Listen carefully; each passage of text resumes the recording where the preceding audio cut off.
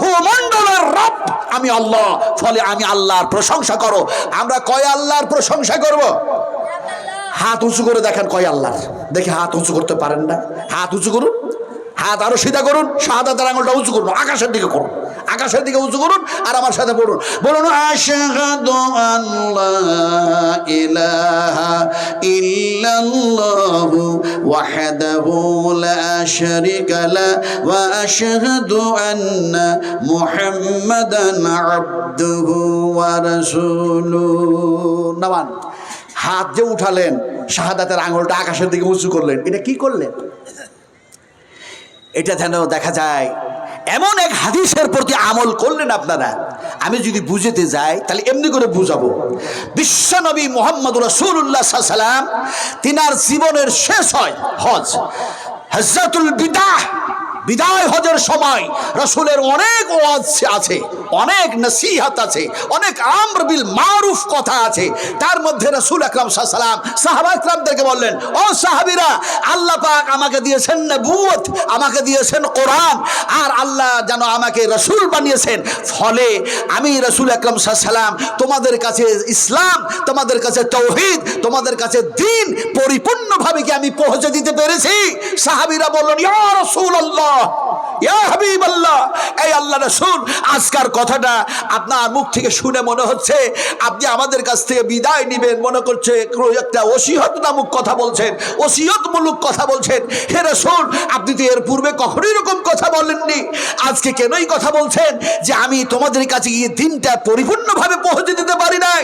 সাহাবীরা বলেন, ইয়া রাসূলুল্লাহ, দিন আল্লাহর যেন দিন, এই দিনকে আপনি পরিপূর্ণভাবে আমাদের কাছে পৌঁছে দিয়েছেন, তিল তিল করে যেন জানিয়ে দিয়েছেন, একটু কোনো বাকি রাখেন নাই, সম্পূর্ণ দিন যেন পৌঁছা দিয়েছেন। যেমনে সাহাবীরা এই কথা বলে দিলেন, রাসূল আকরাম সাল্লাল্লাহু আলাইহি ওয়াসাল্লাম তিনি আকাশের দিকে তিনার যেন শাহাদাতের আঙুলটা উঁচু করলেন। সুবহানাল্লাহ, ওই যে আপনারা উঁচু করলেন, বিশ্বনবী শাহাদাতের আঙুল উঁচু করলেন আকাশের দিকে, আর বললেন, এই আল্লাহ, এই আল্লাহ, আপনি সাক্ষী থাকুন, আপনি গাওয়া থাকুন, আপনি যা আমাকে দায়িত্ব দিয়েছিলেন সেই দায়িত্ব আপনার বান্দাদের কাছে আমি পৌঁছে দিয়েছি। আয়াত নাজিল হয়ে গেল, আলিয়াউমা আকমালতু লাকুম দীনাকুম ওয়া আতমামতু আলাইকুম নি'মাতি রাদিতু লাকুমুল ইসলাম দীনান। আমি সে কথা নেই আলোচনা করলাম, আপনারা আকাশের দিকে হাত তুলেছেন, বিশ্বনবী মুহাম্মদ রাসূলুল্লাহ সাল্লাল্লাহু আলাইহি সাল্লামের হাদিসের উপরে দেখা যায় সুন্নাতের উপরে আমল করেছেন। যাক, আলোচনা কি করতেছিলাম যে আল্লাহ সুবহানাহু ওয়া তাআলা বললেন, সমস্ত ভূমণ্ডলের রব মালিক হচ্ছে আমি, আমার প্রশংসা করো। আমরা কয় আল্লাহর প্রশংসা করো বলেছি? এক আল্লাহর। একটু জোরে বলুন, কয় আল্লাহর? এক আল্লাহর। এখানে একটা ইতিহাস আলোচনা করব। এক চিফ মিনিস্টার, এক প্রাইম মিনিস্টার এরকম ভাবে আসনে বসে আছেন। একজন মহিলা মাথায় তার কাপড় নাই। এই যে কিছুক্ষণ আগে দেখছিলেন না, মানুষ দরাদরি ছুটাছুটি করছিল, কি যেন একটা গন্ডগোল হলো দিয়ে, সামান্য কি হলো আর না হলো, আপনারা অনেক মানুষ উঠে চলে গেলেন। এটা কত বড় যে নোংরা, এটা যে কত বড় খারাপ, এ কত বড় যেন খারাপ দৃশ্য। যদি হাদিস বয়ান করি তাহলে এর চাইতে খারাপ দৃশ্য কিছু হয় না। বিশ্বাস করো, বিশ্বাস করো, এটা হচ্ছে মারাত্মক চূড়ান্ত একটা সীমা উল্লঙ্ঘন করা আইন আপনারা কাজ করেছেন আজকে। খুব খারাপ লেগেছে, খুব খারাপ লেগেছে, যার জন্য শেখ উঠেই বললেন যে তোমরা এত নোংরা কাজ কেন করতেছ, এখানে বসো চুপ করে। হযরত আব্দুল্লাহ বিন হুযায়ফা তিনি বলছেন আবু বকরের সঙ্গে দেখা, আর বলছেন, আবু বকর আমি মুনাফিক হয়ে গেছি, আমি মুনাফিক হয়ে গেছি। সেই হাদিস বয়ান করছি, বিশ্বাস করো। বলছেন আমি মুনাফিক হয়ে গেছি। হযরত আবু বকর বললেন, কেমনে মুনাফিক হয়ে গেছো? বলে, রাসূলের সামনে যখন বসি, আল্লাহর হাবিব যখন আল্লাহর কথা আলোচনা করেন, সেই সময় কথাগুলি শুনতে গিয়ে চোখ দিয়ে যেন অশ্রু প্রবাহিত করি, আমরা যেন ভয়ে ভীত হয়ে কান্না করে ফেলি, আমাদের দিলটা, হৃদয়টা যেন ফেটে যায়। কিন্তু যখন নবীর কাছ থেকে আর হয়ে যায়, নবীর কাছ থেকে চলে যায়, তখন তো দেখা যায় চোখ দিয়ে পানি আসে না, মনের মধ্যে ভয় থাকে না। তাহলে কি আমি মুনাফিক হয়ে যাই নাই? বিশ্ব নবীর সাহাবী হযরত আবু বকর বললেন, এটা তো আমারও যেন মধ্যে মধ্যে হয়ে থাকে, তাহলে চলো বিশ্ব নবীর কাছে যাই। দুইজনই যেন আল্লাহর হাবিবের কাছে গেলেন, আর গিয়ে বলেন, আসসালামু আলাইকা ইয়া রাসূলুল্লাহ, আয় আল্লাহ রাসূল, আমি মুনাফিক হয়ে গিয়েছি। নবী বললেন, কেমনে মুনাফিক হয়ে গিয়েছো? বলে, নবীজি আপনি যখন ভালো ভালো কথাগুলি শোনান, জাহান্নাম থেকে আলোচনা করেন, কবরের ভাবে আলোচনা করেন, জান্নাতের ব্যাপারে আলোচনা করেন, এমনি করে সাজার ব্যাপারে আলোচনা করেন, ক্ষমার ব্যাপারে আলোচনা করেন, সেইগুলো যখন শুনতে থাকি চোখ দিয়ে অশ্রু প্রবাহিত হয়, মনটা যেন কাঁদে কেঁদে যেন মনটা যেন দেখা যায় ফেটে যায়, এরকম অবস্থা হয়। নবীজি আপনার কাছ থেকে যখন আমরা অন্য জায়গায় ঘর সংসার নিয়ে লিপ্ত হয়ে যাই, তখন তো আর যেন সেরকমটা আমাদের থাকে না, ফলে কি মুনাফিক হয়ে যায় নাই। আল্লাহ রসুল বলেন, ও সাহাবীরা ভালো করে শোনো, সদা সর্বদাই তোমরা যদি আল্লাহর ভয়ে ভীত হয়ে আমার সামনে যেমন চোখের পানিটা ঝরাও, সর্ব জায়গায় যদি আল্লাহর ভয়ে ভীত হয়ে তোমরা এরকম ভাবে ক্রন্দন করো, কোরআনের আলোতে যদি জীবন চালাও, আমি মুহাম্মদ সাল্লাল্লাহু আলাইহি ওয়াসাল্লাম বলছি, আল্লাহর আকাশের ফেরেশতারা আসবে আর তোমাদেরকে যেন সালাম জানাবে। আজ মুসলমান লাঞ্ছিত কেন? মুসলমান আজ ঘৃণিত কেন? মুসলমান আজ পদতলিত কেন? মুসলমান আজকে লাঞ্ছনা কেন? মুসলমান আজ গঞ্জনার পাত্র হয়েছে কেন? আজকে মুসলমানের কাছে নাই কোরআনের আলো, বিশ্বনবী মুহাম্মদ রাসূলুল্লাহ সাল্লাল্লাহু আলাইহি সাল্লামের সুন্নাত, যার কারণে সারা বিশ্ব জুড়ে আজ মুসলমান মার খাচ্ছে। খাচ্ছে না বলো, খাচ্ছে না? আমার ভাইরা, এই যে দৃশ্য একটু আগে দেখেছিলাম, এত খারাপ লেগেছে, আকাশের ফেরেশতারা পর্যন্ত কথা বলতে বাধ্য হয়ে গেছে। জোরে বলো সুবহানাল্লাহ। আলোচনা কি করছিলাম? একজন বেটি ছেলে, একটা মেয়ে মানুষ, মাথায় তার কাপড় নাই, চিফ মিনিস্টারের সামনে গিয়েছে। চিফ মিনিস্টারের নাম আমি পরে বলছি। প্রাইম মিনিস্টারের সামনে গেল, গিয়ে বলল, আপনি চেয়ারে বসে বসে কি দেখেন, কি দৃশ্য দেখেন? আপনি কি এটা দেখেন না? আপনি কি এটা দেখতে পান না? তো প্রাইম মিনিস্টার মেয়েটার কথার কোনো উত্তর দিচ্ছে না, চুপচাপ শুনছে। ক্ষমতাশীল, পাওয়ারশীল, এত পাওয়ারফুল নেতা, তারপরও কিছু বলছেন না। মেয়েটা কাঁদতেছে, মাথায় তার কাপড় নাই। বলছে, জানেন চিফ মিনিস্টার, আমার যেন মেয়ে, সাবালিকা মেয়ে, আমার যুবতী বেটি, সেই মেয়েটাকে যেন ইসরায়েলের ইহুদিরা, সেই ইহুদি আর্মি মিলিটারিরা আমার বেটিকে ধর্ষণ করলো, আমার মেয়েকে ধর্ষণ করলো। একাধিকভাবে, কয়েকজন না কতজন যে করলো। তারপরে ধর্ষণ করার পর তাদের অস্ত্র দিয়ে তাকে কেটে টুকরো টুকরো করে দিল। আর আপনি সিংহাসনে বসে বসে কি দেখেন? এমন সময় যেন দেখা যায়, যখন মেয়েটা এই কথাগুলি বলতেছে, প্রাইম মিনিস্টার সে সময় কাঁদতেছে, চোখ দিয়ে যেন অশ্রু প্রবাহিত হচ্ছে। হায় হায়, যে আল্লাহ সুবহানাহু ওয়া তাআলা আমাকে এত বড় পাওয়ারফুল নেতা বানালেন, কোরআনের আলোতে দেশ চালানো দরকার ছিল, কোরআনের আইন দিয়ে দেশ পরিচালিত করা প্রয়োজন ছিল, কিন্তু এমন এক দুর্ঘটনা ঘটে গেছে, বিশৃঙ্খলা হয়েছে, আমার কাছে কোনো খবর নাই।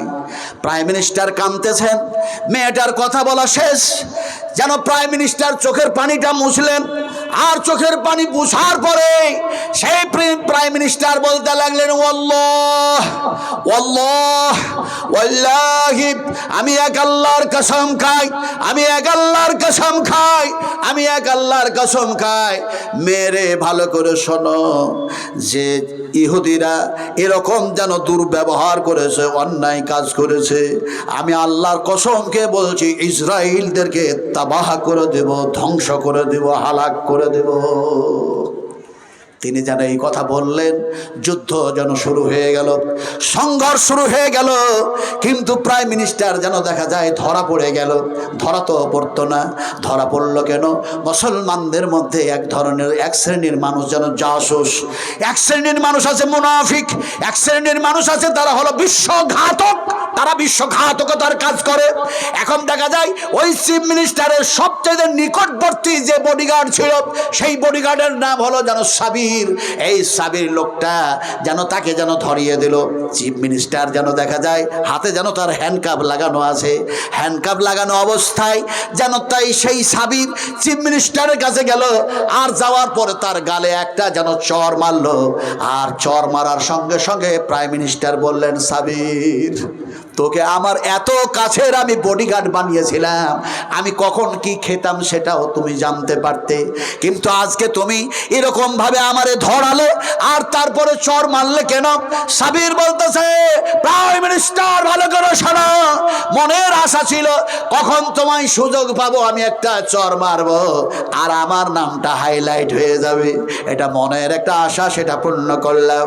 এমন সময় প্রাইম মিনিস্টার বললেন, গায়েবী খবর আল্লাহ ছাড়া কেউ জানে না, আমি যদি জানতাম তুমি আমার এত খাস বডিগার্ড তারপরও আমার সঙ্গে এই দুর্ব্যবহার করবে, আমি যদি জানতাম তাহলে কোরআনের আলো দিয়ে তোমার সুন্দর একটা জীবন জিন্দেগি তৈরি করতাম, কোরআনের আলো দিয়ে তোমার একটা সুন্দর আখলাক তৈরি করতাম, তুমি এমনি করে অন্যায় কাজ করতে পারতে না। কিন্তু দুর্ভাগ্য যে তোমাকে আমি বিশ্বাস করেছিলাম, কিন্তু গায়েবী খবর জানি না যে তুমি এত খারাপ, ফলে যেন দেখা যায় কোরআনের আলো দিয়ে তোমার সুন্দর জীবন তৈরি করতে পারি নাই। এই কথা যেমনে বলা, আবার যেন একটা চর মারল চিফ মিনিস্টারের যেন আর একটা গালে। এমন সময় প্রাইম মিনিস্টার বললেন, শোনো সাবির, বিশ্বনবী মুহাম্মদ রাসূলুল্লাহ সাল্লাল্লাহু আলাইহি ওয়াসাল্লামকে তায়েবের মাটিতে ধাক্কা মারা হয়েছে, ফেলে দেওয়া হয়েছে, নবী আবার খাড়ো হয়েছেন, আবার ধাক্কা মারা হয়েছে, আবার ফেলে দেওয়া হয়েছে, পাথর ছোড়া হয়েছে, রক্তেই লাল করে দেওয়া হয়েছে, রক্তেই রঞ্জিত হয়েছেন, রক্তেই রক্তাক্ত হয়ে গিয়েছে বিশ্বনবী মুহাম্মদ রাসূলুল্লাহ। তারপরেও যেন বলেছেন, এই রব্বে কারীম, তোমার দ্বীনের দাওয়াত দেওয়ার জন্য এসেছিলাম, এরা বুঝে নাই, আমাকে চিনে নাই, ফলে তুমি এরাকে হালাক করো না, এরাকে হেদায়েত করে দাও। আমি প্রাইম মিনিস্টার, আমার দুই গালে দুইটা চর মেরেছ, তারপরেও সাবির শোনো, আমি তোমাকে বলি, আল্লাহর কাছে দোয়া করে, এই আল্লাহ, তুমি এমনি করে এই ধরনের যেন জাসুস, এই ধরনের বিশ্বঘাতক মুসলমানদেরকে তুমি হেদায়েত করো, পূর্ণ হেদায়েত করো, সুন্দর আখলাকবান বানিয়ে দাও, তোমার জন্য আমার বদদুয়া থাকবে না। এই কথা বলতে আছেন, টেনে হেঁচড়ে চিফ মিনিস্টারকে নিয়ে যাওয়া হলো, যেখানে ফাঁসি দেওয়া হবে সেই ফাঁসির জায়গায় নিয়ে যাওয়া হলো। এবার দেখা যায় ওপরে যেন দড়িটা ঝুলতেছে, সেই দড়িটা দেখা যায় গলায় পড়ানো হলো। এমন সময় চোখে তার যেন কালো একটা কাপড় বাঁধা ছিল, কাপড়টা খুলে দেওয়া হলো। কাপড় যেমনে খুলে দেওয়া সঙ্গে সঙ্গে প্রাইম মিনিস্টার দেখছে তার স্ত্রী যেন ক্রন্দন করতেছে। স্ত্রীকে বলল, ও স্ত্রীজি, ও অর্ধাঙ্গিনীজি, শোনো ভালো করে, এটা কান্নার সময় নয়, এটা কান্নার সময় নয়, এটা হলো আনন্দের সময়, আর এটা হলো একটা যেন ধৈর্য ধারণ করার সময়। ফাসবির ফাসবির, সবর করো, ধৈর্য ধারণ করো, কান্না করো না। আমি শহীদ হব আর আল্লাহর যেন জান্নাত লাভ করব। সুবহানাল্লাহ। মওতের জায়গায় দাঁড়িয়ে মৃত্যুবরণ করবে, তারপরও তার কাছে এমন এক কোরআনী আখলাক আছে যে কোরআনের আলোতে তার জীবন তৈরি করেছে। প্রাইম মিনিস্টার সে সময় দেখা যায় ওই গলাতে তার দড়ি পড়ানো হলো, শেষের বেলায় দেখা যায় এবার ঝুলন্ত অবস্থায় ঝুলবে গোটা বডিটা, সেই সময় তার মুখ দিয়ে বাইর হচ্ছে কি, ভালো করে লক্ষ্য করুন, মুখ দিয়ে বাইর হয়ে গেল, লা ইলাহা ইল্লাল্লাহ। আপনারা পড়বেন না? পড়লে গুনাহ হবে নাকি? গুনাহ হবে নাকি? কোরআন তেলাওয়াত করলে যেন দেখা যায় নেকি হয়ে যাবে। নেকি হবে না? হবে না? কোরআন পড়লে নেকি হয়ে যাবে। ফলে কোরআনের মধ্যে এসছে, লা ইলাহা ইল্লাহু ইলাইহিল মাসির। আমি ছাড়া কোনো ইলা নাই, আমি ছাড়া কোনো মাবুদ নেই, আমি ছাড়া কোনো স্রষ্টা নাই। ইলাইহিল মাসির, তোমাদের সকলকে আমার কাছে ফিরে আসা লাগবে। কোরআনের অন্য জায়গায় বলা হয়, লা ইলাহা ইল্লাহু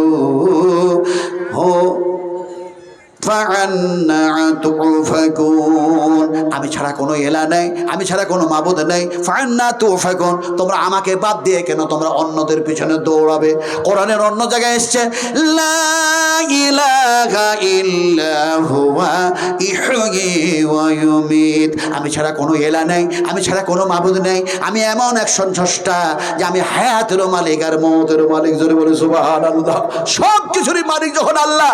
প্রাইম মিনিস্টার সে সময় দেখা যায় গলায় দড়ি দেওয়া হয়েছে, এবার যেন ঝুলন্ত অবস্থায় ঝুলবে, মুখ দিয়ে বাইরে হয়ে গেল, লা ইলাহা ইল্লাল্লাহ মুহাম্মাদুর রাসূলুল্লাহ ইহুদিরা আর পড়তে দিল না, যেহেতু বিশ্বনবী মুহাম্মাদুর রাসূলুল্লাহ সাল্লাল্লাহু আলাইহি সাল্লামের তারা হলো শত্রু, কোরআনের হলো শত্রু, মাদ্রাসার শত্রু, আলেমদের শত্রু, ওলামাদের শত্রু, হাফেজদের শত্রু, হাফেজাদের শত্রু, আলেমদের শত্রু, আলেমাদের শত্রু।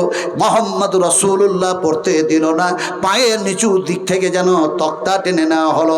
এমন সময় ঝুলন্ত অবস্থায় যেন ঝুলে গেল, মৃত্যু মুখে পতিত হয়ে গেল। এমন সময় যে লোকটা এরকম ভাবে দেখা যায় মৃত্যু বরণ করলো, সেই লোকটা অন্য কেউ না, তার নাম হলো সাদ্দাম হুসাইন। কথা বলি, এবার হাদিস বয়ান করি, এই ঘটনার সাথে সাথে হাদিস বয়ান করি। রাসূল আকরাম সাল্লাল্লাহু আলাইহি ওয়াসাল্লাম তিনার সাথে মুশরিকদের, মূর্তি পূজারী যারা, যারা আল্লাহর দুশমন, যারা কোরআন বিহীন জীবন চালায়, কোরআন ছাড়া যারা নিজেরা পরিচালিত হয়, এই সমস্ত মানুষগুলি বিশ্বনবী মুহাম্মদ সাল্লাল্লাহু আলাইহি ওয়াসাল্লামকে বলছেন, এই নবী, এই আব্দুল্লাহর বেটা মুহাম্মদ, কি ব্যাপার? সব লেখা হলো, কিন্তু রাসূলুল্লাহটা কেন লিখলে? বিশ্বনবী বললেন আলীকে, হযরত আলী, আলীজি কি রাসূলুল্লাহ তুমি লিখেছো নাকি? এমন সময় বলল, হ্যাঁ আমি রাসূলুল্লাহ শব্দ লিখে দিয়েছি। ওরা বলল যে রাসূলুল্লাহ যদি মেনেই নিব, তাহলে তোমাদের সাথে তো কোনো ঝামেলাই থাকবে না, ঝঞ্ঝট থাকবে না, সমস্যাই থাকবে না, ফলে যেন রাসূলুল্লাহ মানি না। এমন সময় বিশ্বনবী বললেন হযরত আলীকে, আলীজি এই রাসূলুল্লাহ শব্দটা তুমি মিটায় দাও। হযরত আলী কাররামুল্লাহ ওয়াজহু বললেন, ইয়া রাসূলুল্লাহ, আপনার প্রতি ঈমান এনেছি, এক আল্লাহর প্রতি বিশ্বাস স্থাপন করেছি, এমনি করে জাহান্নাম জান্নাতের প্রতি ঈমান এনেছি। এই রাসূল, এমনি করে আমি তো নিজকেই মিটিয়ে দিয়েছিলাম, আল্লাহ পাক আমাকে হেদায়েত দান করেছেন, ফলে যে রাসূলের হাতে হাত দিয়ে আমি বায়াত নিয়েছি, সেই রাসূলকে তো আমার হাত দিয়ে আর মিটাতে পারবো না, আমি নিজে মিটে যাব, ধ্বংস হয়ে যাব রাসূলের মহব্বতে। কিন্তু নবী মুহাম্মদ সাল্লাল্লাহু আলাইহি ওয়াসাল্লাম, ইয়া রাসূলুল্লাহ, রাসূলুল্লাহ শব্দ কাটতে পারবো না। আল্লাহ নবী বলেন, আমারে দেখায় দাও কোনটা রাসূল শব্দ। হযরত আলী দেখা দিলেন বিশ্ব নবী রাসূলুল্লাহ শব্দটা, দেখা যায় হাত দিয়ে যেন মিটিয়ে দিচ্ছেন। আর শাহিমের মালিক আমার আল্লাহ সে সময় যেন বলছেন নবীকে, ও নবীজি, তুমি তো আমার নবী, তুমি পৃথিবীর মানুষ, কেউ যদি তোমাকে নবী বলে না মেনে নেই, আমি আল্লাহ নবী বলে মেনে নিয়েছি। ইন্নাল্লাহা ওয়া মালাইকাতাহু ইউসাল্লুনা আলান নবী। ও নবী, আমি আল্লাহ তোমার উপরে রহমত বর্ষণ করি, দরুদ পড়ি। আমি আল্লাহ, আমার ফেরেশতারা তোমার প্রতি দরুদ পড়ে, মুমিনেরা তোমরাও দরুদ পড়ো তার প্রতি। ফলে তুমি আমার রাসূল, তুমি হাত দিয়ে মিটাই দিয়েছো সমস্যা যাতে না থাকে, যাতে লোকের সাথে সম্প্রীতি বজায় থাকে, মানুষের সাথে সম্পর্ক যাতে ভালো থাকে, যাতে কোনো বিশৃঙ্খলা না হয়, যাতে করে শৃঙ্খলা বজায় থাকে, এর জন্য তুমি মিটিয়ে দিলে। কিন্তু আমি আল্লাহ রাসূলুল্লাহ শব্দটাকে কোরআনের মধ্যে কোড করে দিলাম, কিয়ামত পর্যন্ত পৃথিবীর শত্রুরা একত্রিত হয়ে রাসূলুল্লাহকে আর মিটাতে পারবে না। জোরে বলি নারে তাকবীর, আর জোরে বলি নারে তাকবীর। বিশ্বনবী মুহাম্মদুর রাসূলুল্লাহ সাল্লাল্লাহু আলাইহি ওয়াসাল্লামের সাথে এই ধরনের ঘটনা ঘটেছিল। কিন্তু আধুনিক যুগ, এই যান্ত্রিক সভ্যতার যুগ, এখনকার যুগের এক শ্রেণীর মুসলমান আছে, এরা এতই বড় যেন নির্বোধ বললে হয়তো বুঝতে পারেন না বাংলা ভাষা। আমি আপনাদেরকে গোদা বাংলায় বুঝাই, খ্যাপা বুঝেন না? বুঝেন না? খ্যাপা বুঝেন? হ্যাঁ, সবাই তো মাথাটা নড়ালেন। খ্যাপা বুঝেন তো? কয় রকমের খ্যাপা, কয় রকমের খ্যাপা হয়? কেমন করে বুঝলেন? বললেন হ্যাঁ বুঝি। তো খ্যাপা কয় রকমের হয়? মেলাই নাকি? মেলাই রকমের? দুই রকমের খ্যাপা হয়। একটা খ্যাপা হয় পুরো ম্যাট, আর একটা খ্যাপা হয় কোনো সময় ঠিক বলছে, কোনো সময় উল্টা বলছে। কেমন করে বুঝাবো দুইটা খ্যাপা? এই দুইটা খ্যাপার কথা এমনি করে বুঝাই, তারপরে কোরআন দিয়ে আয়াত দিয়ে আমি খ্যাপাদের কথা আবার নিয়ে আসবো ইনশাআল্লাহ। কথা বুঝলেন কিনা? কোরআনের আলোতে খ্যাপাদের কথা আলোচনা করব, যেহেতু আল্লাহ কোরআনে সে কথা আলোচনা করেছেন। এখন দুই খ্যাপা বুঝাবো কেমন করে। এই দিকে একটা খ্যাপা দাঁড়িয়ে আছে, জানলেন? এই দিকে একটা খ্যাপা দাঁড়িয়ে আছে, তো ওই খ্যাপাটার পরনে আছে গামছা, আর ওই দিকে একটা খ্যাপা দাঁড়িয়ে আছে, ও খ্যাপাটা হচ্ছে ন্যাংটা খ্যাপা, ন্যাংটা। এই দুই খ্যাপার মধ্যে দিয়ে দেখা যায় এক মুলি সাহেব দেখা যায় চলে যাচ্ছে, তো ওই ন্যাংটা খ্যাপাকে গামছা পরা খ্যাপা বলছে, মুলি সাহেব চলে যেছে, সালাম দে, আরে সালাম দে। তো ন্যাংটা খ্যাপা বলছে, আমি যে ন্যাংটা, আমার যে পরনে কাপড় নাই, তো কেমন করে সালাম দিব? তোর তো পরনে কাপড় আছে, গামছা পরা আছিস, তো তুই সালামটা দে, তুই সালামটা দে। তো গামছা পরা খ্যাপা করেছেটা কি, ওর পরনের গামছাটা গোটাই খুলে দিয়ে ও ন্যাংটা হয়ে গেল। ন্যাংটা হয়ে গিয়ে ওই গামছাটা ওই ন্যাংটা খ্যাপার দিকে পাক মেরে দিলে, ছুড়ে দিলে। ছুড়ে দেওয়ার পর বলছে গামছাটা পর আর তাড়াতাড়ি মৌলভী সাহেবকে সালাম দে। এখনো খ্যাপা গামছা পরবে কি, এর গামছাটা হাতে ধরেই খ্যাপা নিয়েছে, হাতে ধরে গামছাটা নিয়ে এখন এই খ্যাপা ওই ন্যাংটা খ্যাপাকে এবার বলছে, তুইও ন্যাংটা আমিও ন্যাংটা, মানে কম্পিটিশন শুরু করলো। বলে তুইও ন্যাংটা আমিও ন্যাংটা, তুইও খ্যাপা আমিও খ্যাপা, তুই আগে সালাম দিবি না আমি আগে সালাম দিব? সালাম দেওয়াই হলো না, মুলবি পেরিয়ে গেল। কথা বুঝলেন কি রে? এখন খ্যাপাদের জন্ম হয়েছে, এক শ্রেণীর খ্যাপারা বলছে চাঁদে যাওয়া লাগবে। কথা বুঝলেন কি না? চাঁদে যাওয়া লাগবে। একজনা পাগলামি করলো, খ্যাপামুগুরি করলো। চীন বলল আমি চন্দ্রের এই জিনিস পাঠাবো, এ এক খ্যাপা। অন্য খ্যাপা দেখা যায় রাশিয়ার এক খ্যাপা বলল আমি কি আর খ্যাপা হয়ে থাকবো? তুমি যদি চন্দ্রে পাঠাতে পারো আমি কি পারবো না? রাশিয়া যেন পাঠায় দিল। রাশিয়া যখন পাঠালো, আমেরিকা বললো আমি কি খ্যাপা, আমি পাগল হয়ে থাকবো? সেও যেন চাঁদে পাঠালো। এখন আমাদের ভারতের যেন কেটলিওয়ালা চাওয়ালা এ বলছে আমি কি অত ছোট খ্যাপা, আমি কি অত ছোট খ্যাপা? আমি 600 কোটি টাকা দিয়ে আমিও চন্দ্রে পাঠাবো। চন্দ্রে পাঠালো কি কি কি যেন সবাই অনেকেই বলছে বিক্রম ল্যান্ড। এখন বিক্রম এক বৈজ্ঞানিকের নাম ছিল, তার নামে নাম দিয়ে জিনিসটাকে পাঠানো হলো। বলে ওখান থেকে কি হবে? মিডিয়া জিজ্ঞেস করছে বৈজ্ঞানিকদেরকে যে কি আনা হবে। বলে ওখানে আছে অনেক খনি পদার্থ, সেই চাঁদে আছে দেখা যায় দামি দামি জিনিস, সেই সমস্ত যেন জিনিসগুলো আনা হবে। খনি পদার্থ এনে বিভিন্ন কেমিক্যাল দিয়ে যেন দেখা যায় মোবাইলের ভালো ভালো পার্টস তৈরি করা হবে। এই চাঁদ এমন জায়গা আছে যে সেখান থেকে নেটওয়ার্ক ফেল হওয়ার কোনো সম্ভাবনা নাই। চাঁদকে ওই সব জিনিস নিয়ে এই সমস্ত পার্টস তৈরি করা হবে, আর আজীবন কাল মোবাইল চলবে, আর অসুবিধা হবে না। তারপরে দেখা যায় জিজ্ঞেস করলো আর কি করবেন? বলে চাঁদে আছে আলো, সূর্যে আছে আলো, ওই আলোগুলি নিয়ে আসবো। নিয়ে আসার পর বিভিন্ন কেমিক্যাল দিয়ে গ্যাস বানাবো। গ্যাস, দুনিয়ার গ্যাস তো শেষ হয়ে যাচ্ছে, বারবার সিলিন্ডার নিয়ে যেতে হচ্ছে, কিন্তু সেই আলো দিয়ে এমন গ্যাস বানাবো কিয়ামত পর্যন্ত রান্না বান্না করবা, আর গ্যাস শেষ হবে না। কত বড় পাগল, কত বড় খেপা এরা। কথা বুঝেন কি নেই? এখন দেখা যায় শুধু এমনি করে ওরা খেপামুগুরি করলো না, জিজ্ঞেস করলো চাঁদে আর কি করবেন? বলে চাঁদে আমরা গাছ লাগিয়ে আসলাম। গাছ, গাছ বুঝেন তো? গাছ লাগিয়ে আসলাম। কিসের গাছ? বলে গাছ লাগিয়েছি ওই ভিন্ডির গাছ। ভিন্ডি না ঢেঁড়স বলেন আপনারা?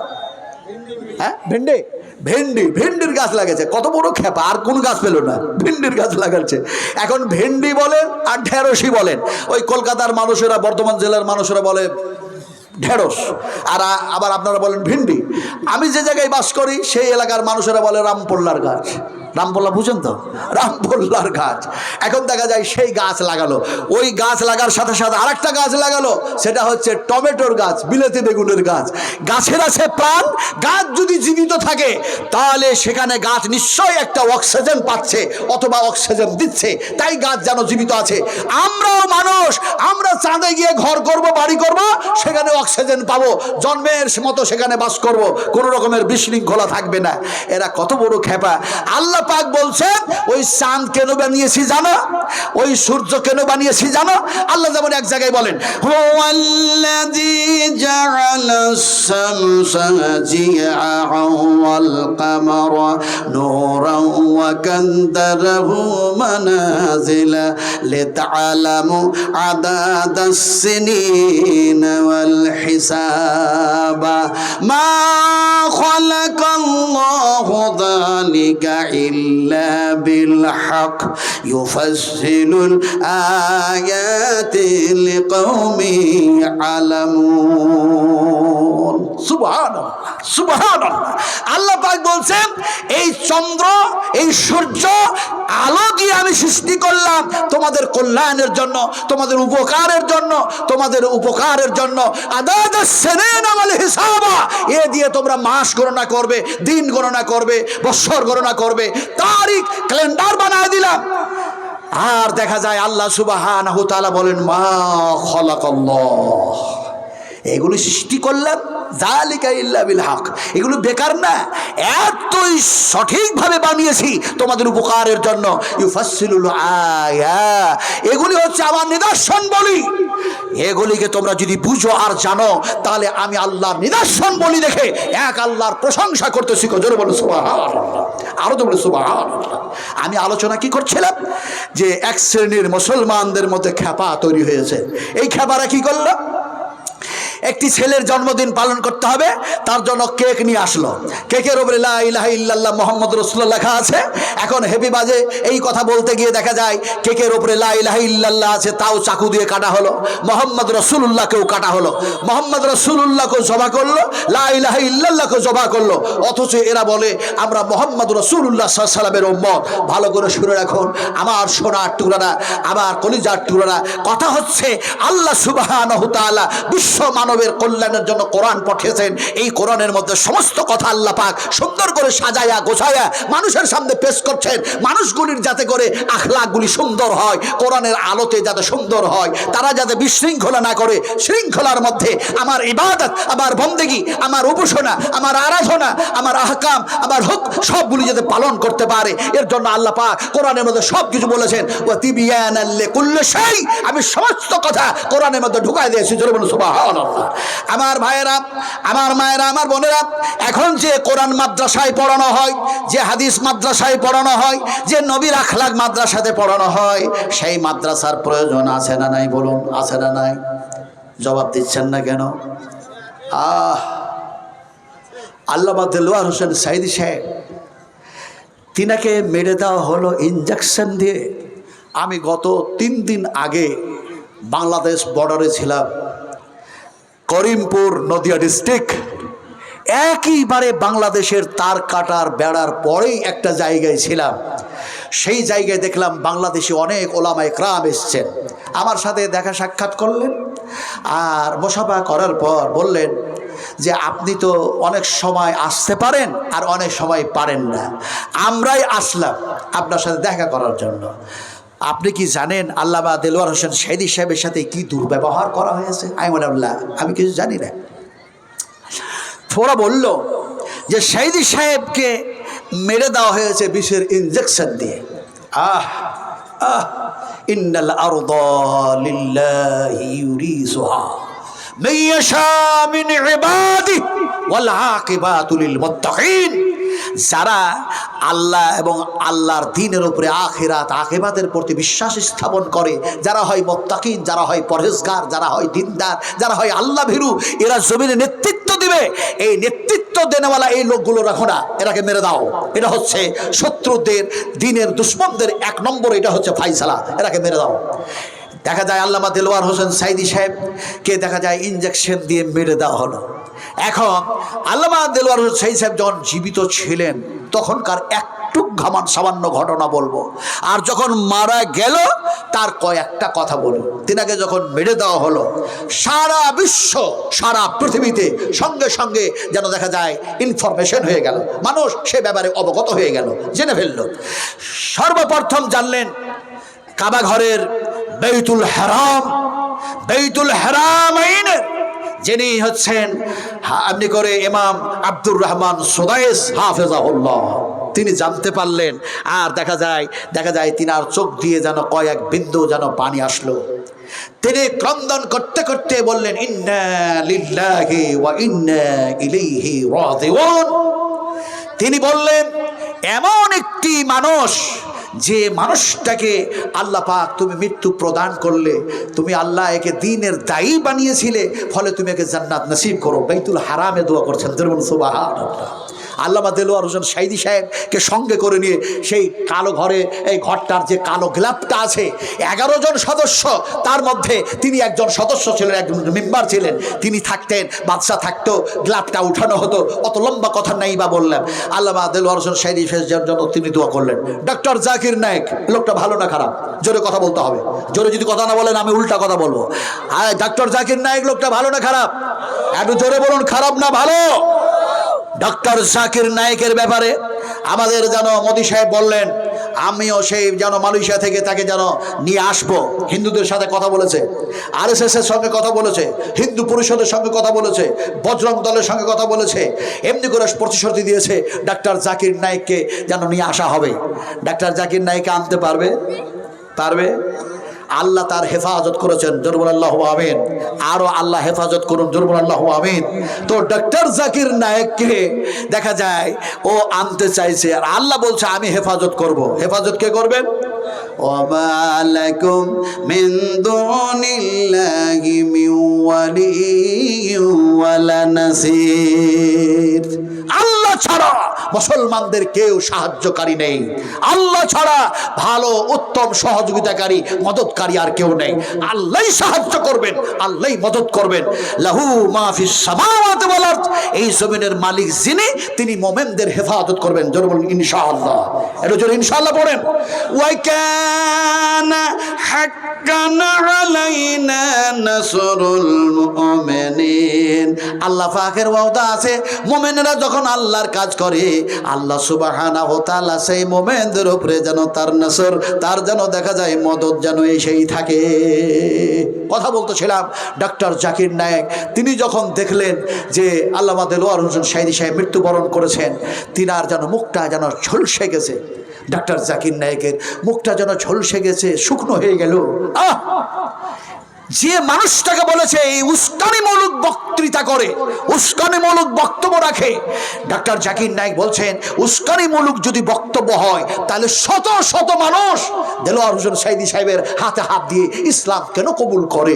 ডাক্তার জাকির নায়েকের হাত দিয়ে কেন লক্ষ লক্ষ লক্ষ অগণিত মানুষ আজকে নন মুসলিম কেন ইসলাম কবুল করে যদি আমরা খারাপ হই? জোরে বলুন সুবহানাল্লাহ।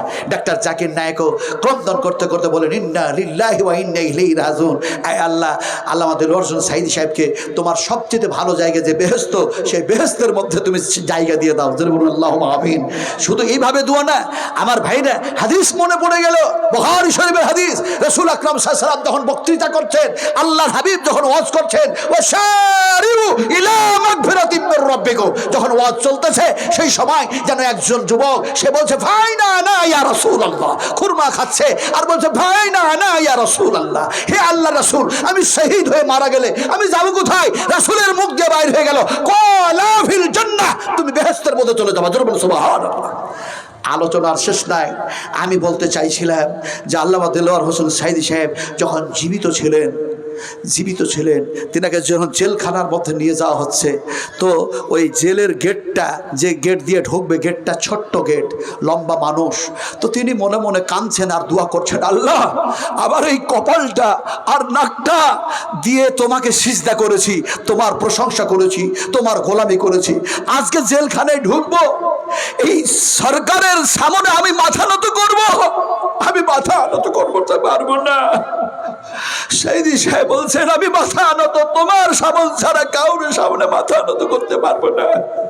কাঁদতে কাঁদতে তিনি যেন দোয়া পড়ে ফেললেন, সেই দোয়া যে দোয়া রাসূল আকরাম সাল্লাল্লাহু আলাইহি ওয়াসাল্লাম পড়েছিলেন বাইতুল হারাম কাবা শরীফের মধ্যে বাবুস সালাম গেট দিয়ে রাসূল যখন বাইর হচ্ছেন আর বলছেন এই কাবা তুমি সাক্ষী থাকো, এই কাবা তুমি সাক্ষী থাকো, এই কাবা তুমি সাক্ষী থাকো। আমি মুহাম্মদ সাল্লাল্লাহু আলাইহি ওয়াসাল্লামকে কাফেরি বেঈমানেরা বিতাড়িত করতেছে, আমি চলে যাচ্ছি, এই কাবা তোমার যে গেট দিয়ে আমি বাইর হচ্ছি, এই গেট দিয়ে আল্লাহ পুনরায় তোমার মধ্যে আমি মুহাম্মদ সাল্লাল্লাহু আলাইহি ওয়াসাল্লামকে নিয়ে আসবে, এই কাবা তুমি সাক্ষী থাকো। রাসূল আকরাম সাল্লাল্লাহু আলাইহি ওয়াসাল্লাম এই কথা বলছেন আর সঙ্গে সঙ্গে নবী বললেন রাব্বি আদখিলনি মুদখালা সিদকিন ওয়া আখরিজনি মুখরাজা সিদকিন ওয়াজআলনি মিন লাদুনকা সুলতানান নাসীরা। সেই দোয়াটাই আল্লামা দেলোয়ার হোসেন সাইদি সাহেব বললেন, হ্যাঁ আল্লাহ তুমি আমার জেলে যাওয়াটা নিরাপত্তা বানিয়ে দাও, আর জেলের মধ্যেটা যেন দ্বীনের দাওয়াতের কাজের জায়গা বানিয়ে দাও। বিশ্বনবী দোয়া করলেন, হে আল্লাহ তুমি মক্কা থেকে বাইর করো আমাকে নিরাপত্তার সঙ্গে, আর নিরাপত্তার সঙ্গে হেফাজতের সঙ্গে মদিনায় পৌঁছে দাও।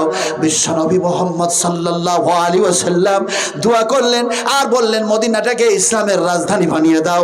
এখন দেখা যায় জেলের মধ্যে থেকে থেকে তিনি যাওয়ার পরে পরে করলেনটা কি, অনেক আসামিদেরকে বললেন তোমরা তো কোরআন পড়তে জানো না, যে কোরআন দিয়ে মানুষের পরিবেশ তৈরি হয় সেই কোরআন তো তোমরা পড়তে জানো না, তোমরা উজু করতে জানো না, তোমরা সালাত আদায় করতে জানো না। আসর নামাজের ওয়াক্ত হয়ে গেছে, আসামিরাকে ডাকলেন, উজু করা শেখালেন, তারপরে নামাজে দাঁড় করালেন, তারপরে দেখা যায় কোরআন শিখালেন। 13 বছর ধরে জেলে থাকলেন বিশ্বনবী। 63 বছর পর্যন্ত জীবনের মধ্যে 63 বছর হায়াত পেলেন, নবী যেন বিদায় নিলেন। তিনি যেন 13 বছর জেলের মধ্যে থাকলেন, আর জেলের মধ্যে 13 বছর থেকে কোরআন শিখাতে শিখাতে শিখাতে শিখাতে একজন নয়, দুইজন নয়, 313 জন যেন কোরআনের হাফেজ তৈরি হয়ে গেল। আমি বলতেছিলাম আনকমপ্লিট মজমুন। আমি যদি এইভাবে আমি যদি এইভাবে বলতেই থাকি সারা রাত পেরিয়ে যাবে, তারপরও কোরআনের আলোচনার কথা, আল্লাহর কথা শেষ হবে না। কথা ঠিক না বেঠিক? তবে একটা মানুষকে উঠবেন না দয়া করে। আমি বুখারী শরীফ থেকে একটা দোয়া দেব আপনাদেরকে, যতক্ষণ পর্যন্ত সেই দোয়া না দিই আমরা ততক্ষণ পর্যন্ত উঠবো না। বলুন ইনশাআল্লাহ।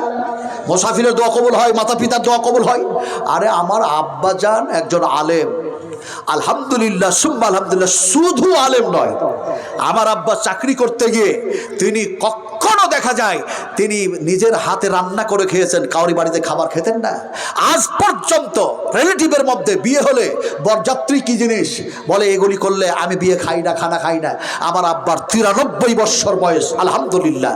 আমার বংশে 54 জন আলেম আছে, 54 জন। কথা বুঝেন কিনে?